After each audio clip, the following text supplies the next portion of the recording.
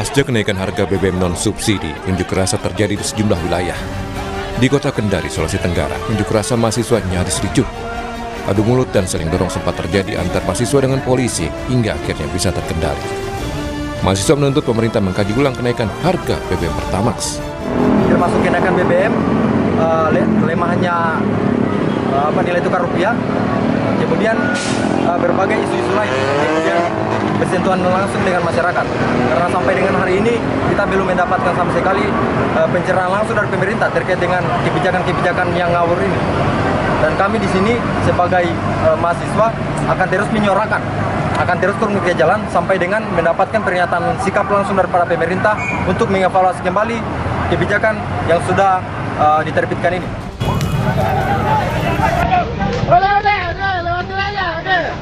Di Jakarta, unjuk rasa tolak kenaikan harga BBM non-subsidi di kawasan Cikini Menteng berlangsung ricuh.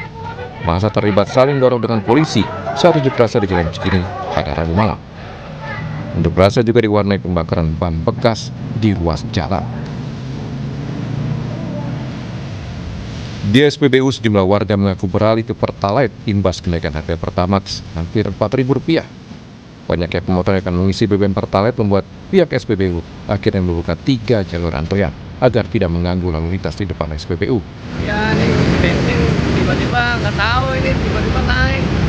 Biasanya 12.000 isi Pertalite, sekarang isi Pertamax 16.000. Oh, jadi beralih ke Pertalite jadinya nih, Bang? Pertalite. Ya kaget kan. Orang baru kita belum tahu masalahnya, tiba-tiba udah langsung naik. Oh, naik gitu. Oh, beralih ke Pertalite sih, kasih nama Pertalite sih. Jadi lama-lama ntar beralih ke Pertalite gitu, Bang? Masih tetap Pertamax tapi dikurangin aja. Oh, dikurangin untuk pengisiannya. Pertamina bilang penyesuaian harga Pertamax dilakukan berdasarkan evaluasi berkala dengan mempertimbangkan harga minyak dunia dan harga pasar keekonomian. Pertamina mengimbau masyarakat menengah ke atas untuk menggunakan BBM non-subsidi sesuai peruntukannya agar kuota subsidi tetap dapat dinikmati masyarakat yang berhak. Warga juga diajak untuk lebih bijak dalam menggunakan energi di tengah dinamika harga energi global yang terus berubah. Penyesuaian itu dikarenakan kita mengikuti mekanisme harga pasar internasional, dan juga penyesuaian ini dilakukan sudah mengacu kepada formula perhitungan yang memang dikoordinasikan dengan regulator. Masyarakat yang mampu dihimbau untuk menggunakan yang non-subsidi dengan tentunya RON yang lebih tinggi dan kualitas yang lebih baik. Menteri Keuangan Purbaya Yudisadewa menanggapi kenaikan harga BBM non-subsidi. Menurutnya, Pertamax tidak digunakan angkutan barang sehingga hanya akan berdampak kecil terhadap inflasi. Soal dampak kenaikan harga Pertamax terhadap lonjakan penggunaan Pertalite, Purbaya meminta hal itu ditanyakan ke Menteri ESDM Bahlil Lahadalia. Dampak inflasi dari kenaikan Pertamax 30%. Pertamax 30% ini, Pak. Harusnya nggak ini karena kan Pertamax nggak dipakai buat angkutan barang. Pertalite subsidi tidak diboleh, Pak. Maksudnya dampaknya minim atau bagaimana, Pak? Tanya ke Pak Bahlil, misalnya ada mekanismenya gimana? Tapi kalau dari Kementerian Keuangan gimana, Pak? Kalau tanya Pak Bahlil, Dampaknya ke inflasi gimana, Pak? Jadi minim atau bagaimana, Pak? Dampaknya limited karena kan bukan buat angkutan umum. Terus pemerintah akan Angkutan barang juga nggak pakai. ada stimulus lagi Ada stimulus nggak, Pak? Ya, yang perlu diantisipasi juga adalah konsumen Pertamax akan banyak yang beralih ke Pertalite. Meski demikian, Pertamina Patraniaga memastikan keamanan dan ketersediaan di SPBU milik Pertamina seluruh Indonesia. Tim Liputan Kompas TV.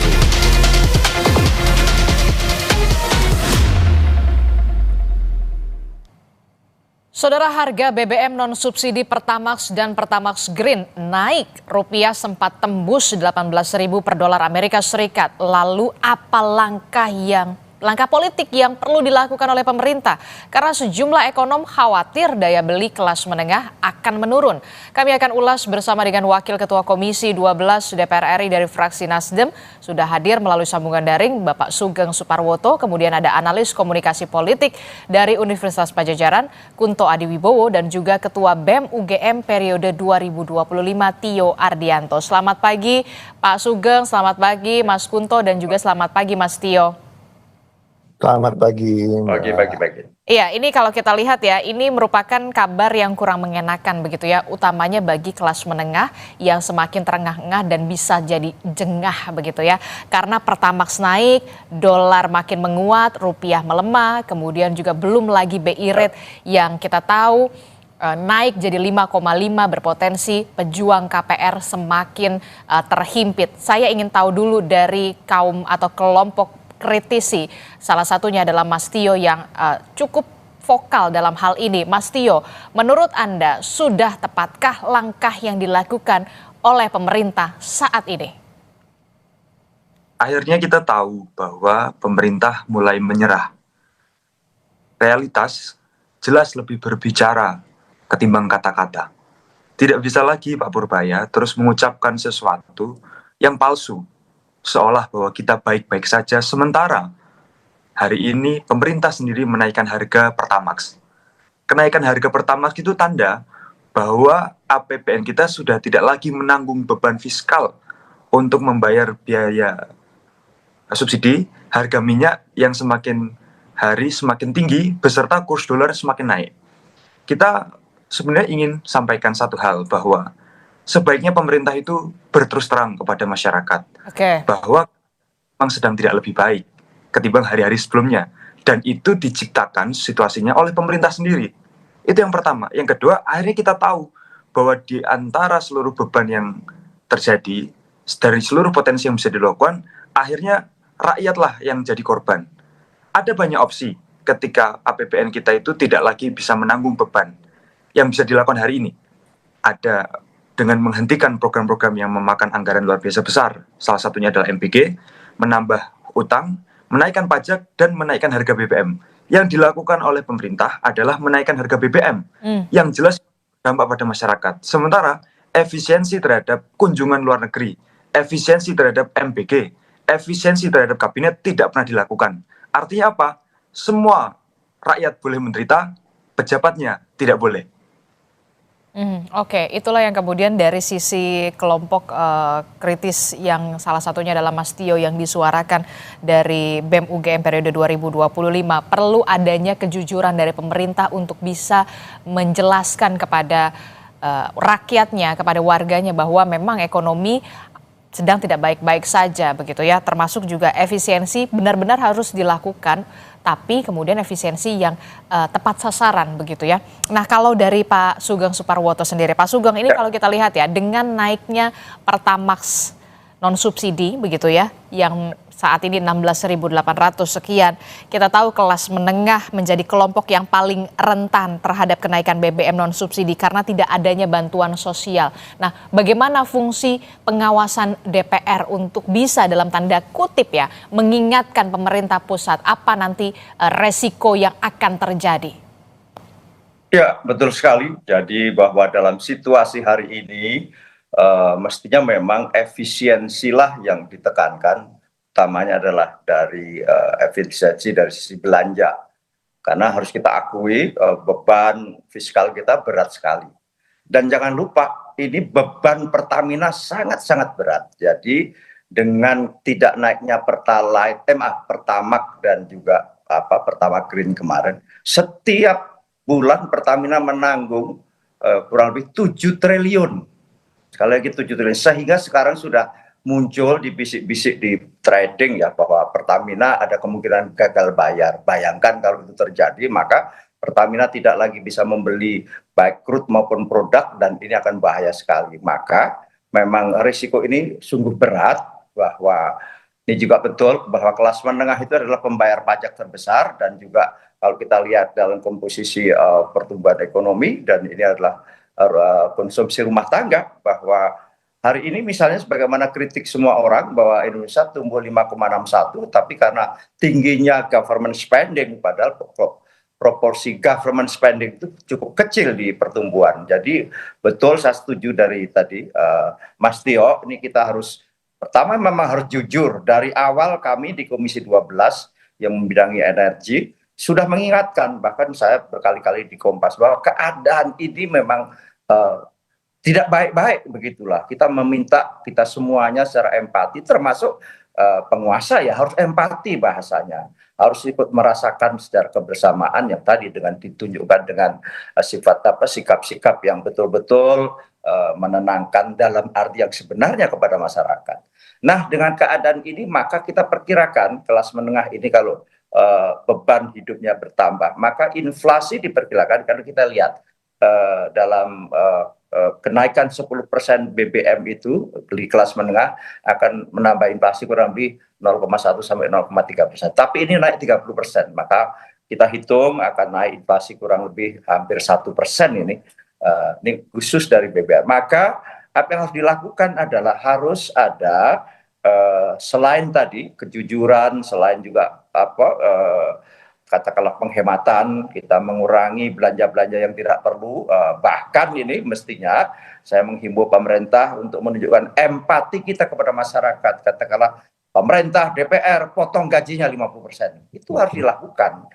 Betul-betul ini, saya sebagai anggota DPR sangat-sangat setuju, karena memang masyarakat sedang sangat tidak baik-baik, bebannya ini berat sekali, apalagi karena kita impor satu hari itu 1 juta barrel. 1 barrel itu adalah 159 liter, dan itulah yang terjadi. Dan konflik kita prediksi, tidak bisa kita prediksi. ICP Indonesia Crude Price yang di APBN tahun 2026 ini adalah $70, sudah terlampaui. Sekarang rata-rata ICP-nya sudah 95. Dulu dengan ICP $70 dan harga dolar 16.500, itu kita subsidi dan kompensasi itu 390 triliun. Ini diprediksi dengan harga dolar yang mencapai 18.000 bisa nembus angka 720 triliun. Ini yang beban berat sekali di fiskal APBN, karena ujung-ujungnya juga nanti keuangan negara, kemampuan keuangan negara, dan pastinya barang-barang akan terus bergerak. Maka kita tunjukkan empati kepada masyarakat dengan kejujuran, dengan sikap-sikap yang betul-betul empati kepada masyarakat. Tunjukkan hal-hal yang real, dan terus nggak usah banyak ngomong lah gitu. Kita semuanya tunjukkan dengan perilaku yang betul-betul menunjukkan kita ini dalam situasi yang tidak baik-baik. Saya kira itu yang solid. Oke, baik. Bahkan tadi Anda sudah sempat menyebutkan kalau perlu ada pemotongan gaji begitu ya, untuk bisa pemotongan gaji bagi pejabat pastinya begitu ya. Juga mungkin kalau diperlukan DPR juga mau ya dipotong gajinya. Sangat mau, saya pribadi dan fraksi saya setuju. Kalau dari fraksi Nasdem berarti setuju ya, kalau gajinya dipotong DPR. Betul. Kalau Mas Tio, bagaimana Mas Tio melihat kalau dari DPR sendiri, Pak Sugeng sudah mengatakan harus ada empati, kejujuran juga di sana untuk bisa melihat bagaimana keadaan yang memang saat ini sedang tidak baik-baik saja. Bahkan dari Pak Sugeng mengatakan kalau perlu gaji dari pejabat dipotong saja. DPR juga, fraksi Nasdem juga katanya Pak Sugeng juga nggak ada masalah kalau dipotong pemotongan gaji untuk bisa kita sama-sama merasakan ini semua. Mas Tio. Bahkan kami menghimbau, ini bukan sekedar setuju, kita menghimbau, kita mengajak, ayo kita putuskan, tunjukkan empati kepada masyarakat yang bebannya berat sekali ini. Oke, Mas Tio. Saya rasa poin selanjutnya setelah kejujuran adalah keberpihakan. Hari ini, krisis politik dan krisis ekonomi, keberpihakan semua orang itu diuji. Apakah pemerintah itu berpihak kepada rakyat atau justru kepada oligarki, kepada dirinya sendiri. Kita melihat bahwa ketika Pertamax yang dinaikkan, sementara jangan salah loh, jangan dikira Pertamax yang naik itu hanya akan berdampak pada orang kaya atau mereka yang kelas menengah. Karena ketika Pertamax naik, maka pilihan sebagai seorang pribadi, konsumen itu dua. Dia akan menambah biaya untuk membeli Pertamax atau dia akan turun kualitas dengan membeli Pertalite. Betul. Nah, kita tahu bahwa psikologi masyarakat hari ini adalah cenderung menurunkan daya belinya, sehingga yang akan terjadi adalah mereka akan memilih Pertalite. Tidak apa-apa bagi mereka ngantri panjang, tetapi dengan harga yang lebih murah daripada harus tambah 6.000 sendiri. Karena dengan antara Pertalite dan Pertamax kurang lebih 6.000. Nah, ini yang sebenarnya tidak dipahami oleh pemerintah. Jadi pemerintah ini tidak paham apa yang sebenarnya rakyat rasakan. Selain tidak paham, mereka juga tidak punya keberpihakan. Sehingga penting bagi semua orang yang hari ini berkuasa, termasuk Pak Sugeng tadi, saya kira sikap bijak yang disampaikan, tetapi ya tidak boleh hanya berhenti di forum ini. Tugas daripada seorang legislator, saya kira tidak memberi seruan nasihat atau seruan kebijaksanaan personal. tetapi memastikan bahwa ucapannya itu bisa menjadi jalan panjang perjuangan. Nah, saya kira kan posisinya memang hari ini agak memprihatinkan. Saya tidak tahu apakah Kompas mengundang bagian dari pemerintah, penguasa, atau partai politiknya Pak Presiden. Dengan tidak hadirnya mereka di forum ini, menurut saya tanda bahwa mereka tidak lagi bisa membela dirinya. Oke, baik. Kita ke Mas Kunto. Mas Kunto, kalau dari Mas Tio mengatakan perlu adanya kejujuran, keberpihakan, bahkan salah satu anggota DPR sudah mengatakan kalau perlu potong saja gajinya. Nah, kalau dari kacamata komunikasi politik, apakah narasi pemerintah yang menyatakan kenaikan Pertamax ini murni karena memang tren minyak dunia, termasuk juga kita lihat juga dolar yang semakin menguat, rupiah yang melemah, belum lagi BI rate yang semakin ditambah atau dinaikkan, ini tentu saja menjadi ujian hidup dalam tanda kutip bagi kelas menengah. Sudah cukupkah untuk meredam protes atau sentimen di masyarakat? Menurut Anda bagaimana? Sudah tepatkah ini dilakukan? Begini Mbak, kalau menurut saya kita harus lihat dari awal bahwa selama ini pemerintah bilang ekonomi kita baik-baik saja kok gitu. Ini akan gampang diatasi, kita bikin 15.000 dolarnya juga gampang gitu. Tapi kenyataannya kan nggak gitu.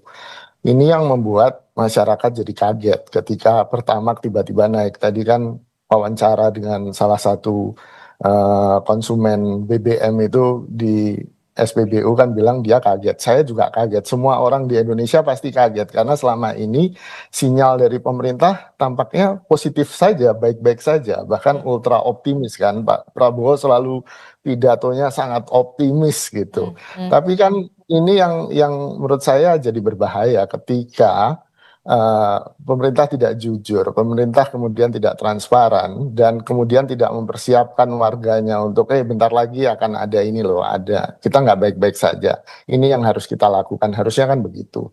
Dan itu terlihat ketika tanggal 9 kemarin ada beberapa peristiwa yang menurut saya penting sehingga indeks harga saham gabungannya rebound, rupiahnya turun di bawah 18.000. Yang menurut saya ini sinyal yang bagus lah yang perlu dilanjutkan oleh pemerintah. Yang pertama adalah statement dari Pak Khatib Basri kan, mantan Menteri Keuangan yang sekarang jadi anggota Dewan Ekonomi Nasional yang bilang bahwa ya kita nggak baik-baik saja, yang bisa dilakukan pemerintah ya meningkatkan penerimaan negara, which is itu nggak mungkin sekarang. Lalu kedua memangkas belanja, ini yang harusnya dilakukan atau menambah hutang kan gitu. Sekarang mau hutang ke siapa kan, semuanya juga lagi susah. Ini yang menurut saya jadi clear, orang jadi oh ya sekarang yang terjadi ini. Nah ini yang menurut saya harus dilakukan, tapi yang terjadi tanggal 9 kemarin baru obat turun panas Mbak. Belum kita mendiagnosis sebenarnya masalahnya apa dan obatnya apa gitu. Ini yang seharusnya dilakukan oleh pemerintah. Tidak cukup kemudian dengan komunikasi kayak Ketua BGN yang baru bilang akan prioritas MBG akan ke daerah 3T yang di daerah aglomerasi dan sekolah elit akan dihentikan. Iya, tapi kan kita nunggu sebenarnya seperti apa sih MBG itu bisa diefisiensikan. Tadi Pak Sugeng juga sudah sangat luar biasa membuat inisiatif potong gaji 50% semua pejabat negara. Menurut saya ini komunikasi yang oke, tapi kan semua orang juga akan melihat bagaimana kemudian itu bisa diejawantahkan dalam sebuah kebijakan yang real. Pada akhirnya kan orang tidak hanya percaya pada statement ya Mbak ya, kita melihat apa yang benar-benar dilakukan oleh pemerintah. BI rate naik gitu kan salah satu bentuk policy yang ditunggu-tunggu oleh orang gitu kan. Tapi memang cost-nya adalah kelas menengah yang kata Pak Khatib Basri kan desil 5-8 yang itu selama ini selalu dinanabobokkan Mbak. Baik-baik saja, baik-baik saja. Nah ini yang kemudian bikin orang kaget, panik, dan akhirnya bisa backlash ke pemerintah gitu sih Mbak. Jadi apa yang perlu segera dilakukan oleh pemerintah dalam hal ini adalah komunikasi politik soal beberapa kebijakan yang dilakukan oleh pemerintah. Jangan sampai kemudian ini memberikan efek negatif terhadap tingkat kepuasan publik terhadap pemerintah. Mas Kunto. Ya Mbak, kalau menurut saya kan beban fiskal kita yang paling besar selain tadi Pak Sugeng sudah menjelaskan soal BBM ya MBG kan itu udah jadi rahasia umum, bahkan kita punya meme satuan satu hari MBG itu setara berapa triliun, jadi pengeluaran itu kita coba pakai dengan harga satu hari MBG gitu, itu kan meme atau joke yang berseliweran di media sosial. Kalau pemerintah memang punya komitmen untuk memperbaiki fiskal negara, ya memangkas belanja yang paling besar itu yang harus dilakukan gitu. Dan pemangkasannya nggak boleh sedikit-sedikit, harus memang menunjukkan komitmen yang kuat. Kan ya kita berkomitmen tapi mangkasnya cuma 5%, 2% yang ngapain kan gitu. Tetap aja yang jadi korban kelas menengah atau kelas bawah.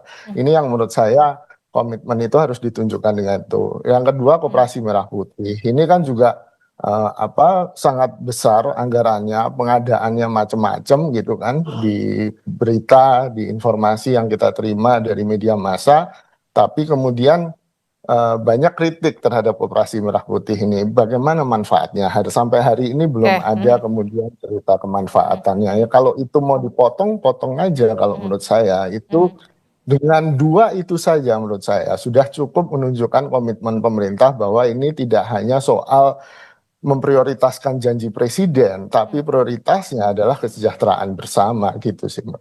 Oke, sebelum sampai kita ke soal bagaimana anggaran yang bisa dikatakan sudah harusnya kemudian diperhitungkan lagi soal program-program flagship dari Presiden Prabowo Subianto. Salah satu yang tadi ada sebutkan adalah soal MBG dan juga Koperasi Merah Putih. Tapi saya ke Pak Sugeng dulu, Pak Sugeng. Kalau kita lihat Pertamax sudah naik, bisa nggak sih sebenarnya sebagai kompensasi nih, sebagai kompensasi karena Pertamax naik, bisa nggak DPR ini mendorong diskon listrik bagi kelas menengah dan gratis transportasi publik bagi para pekerja agar kelas menengah ini jangan sampai yang dikhawatirkan nih dari kelas menengah ini jadi turun, jadi ke kelompok miskin, Pak. Ya, jadi betul bahwa satu kita akan dorong bahwa transportasi publik utamanya ada jalur-jalur tertentu dan nanti bisa kita diskusikan secara teknisnya adalah kita gratiskan. Itu subsidi langsung dari pemerintah yang dinikmati semua pihak, termasuk kelas menengah, termasuk kelas bawah. Dan ini memang nanti karena dalam hal ini misalnya di pemerintah daerah hitung-hitungannya itu juga nanti akan hitung-hitungannya. Dan kedua betul listrik ini kebetulan juga nih 2 BUMN yang mendapat penugasan dari pemerintah sektor energi babak belur habis. Nafas PLN ini sekedar tahu ke publik bahwa hanya sampai bulan Agustus. Kenapa? Misalnya dari sisi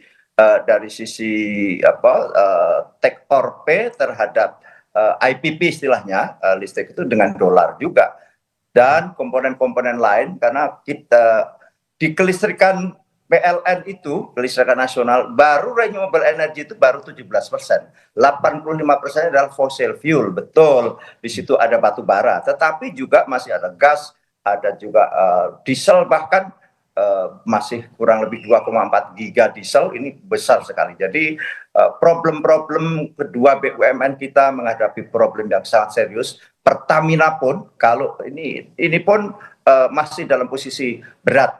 Kenapa demikian? Crude di dunia sekarang turun kurang lebih 8 juta barrel per hari sehingga minyak mentah itu sulit didapat selain harganya mahal.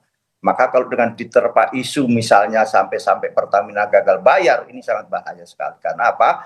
7 triliun setiap bulan. Inilah yang mungkin lantas pemerintah menghitung bersama pemerintah tidak lagi bisa dipertahankan untuk BBM non subsidi. Risikonya memang luar biasa, yakni tentang inflasi pasti naik kurang lebih hampir 1% dan implikasinya terhadap harga barang dan jasa yang lain juga akan tinggi. Maka betul. Sekarang saya kira untuk kelas menengah yang itu adalah merupakan pembayar pajak terbesar dan di situ pertumbuhan ekonomi terbesar dan juga mohon maaf jangan salah ini stabilitas politik sangat tergantung di kelas menengah juga. Nah ini juga menjadi harus ada insentif-insentif yang tidak mengada-ada tapi memang harus ada. Tadi empati itu harus ditunjukkan. Kedua adalah dengan jangan dulu naik listrik. Nih sekali lagi betul karena komponen di rumah tangga itu konsumsi rumah tangga listrik dan BBM termasuk besar. Nah ketiganya harus ada insentif lain yakni misalnya biaya kesehatan, biaya pendidikan dan jangan hari-hari ini jangan sampai naik misalnya bahan-bahan pokok dan sebagainya harus dikendalikan oleh pemerintah secara baik. Oke, tadi Mas Tio juga sempat menyinggung kalau harga Pertamax itu sampai naik 16.000 sekian, bisa saja kelas menengah ini kan lagi apa ya, lagi berdiet lah dalam tanda kutip, lagi spend money juga karena memang mereka makin terhimpit.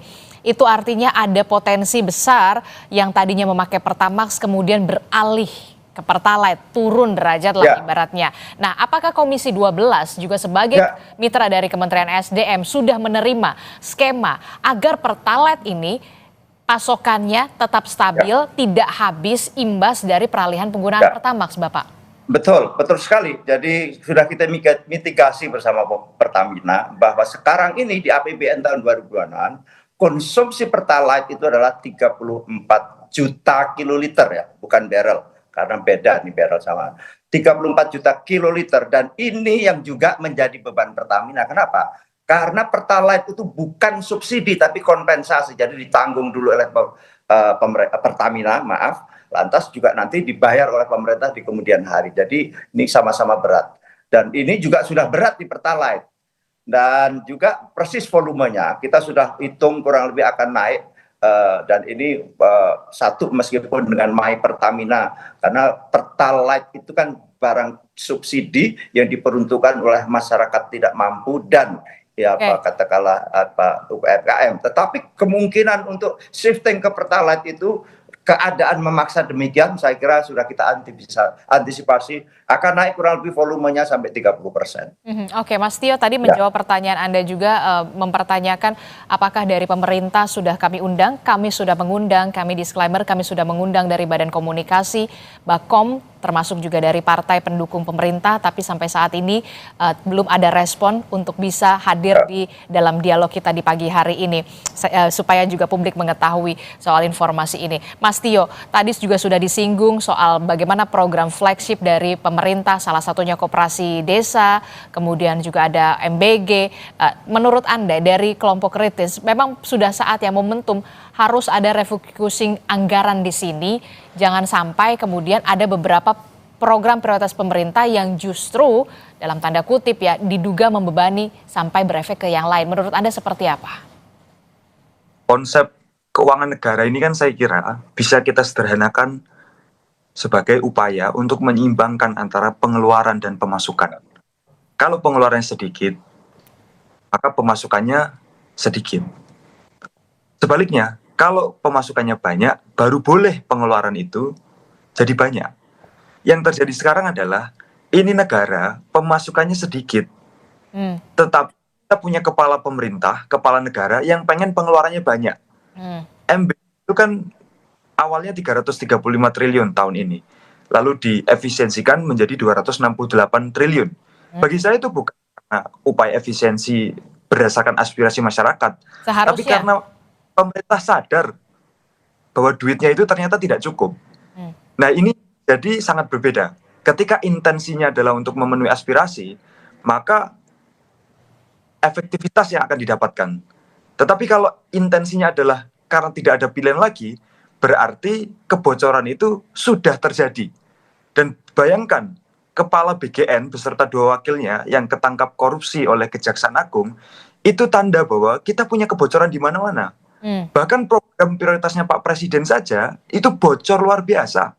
Mestinya kan ketika itu disebut sebagai program prioritas, maka seluruh pengawasan mengarah ke sana. Nah, ini yang paling diawasi saja itu bocor luar biasa. Nah, bagaimana mungkin program-program yang lain?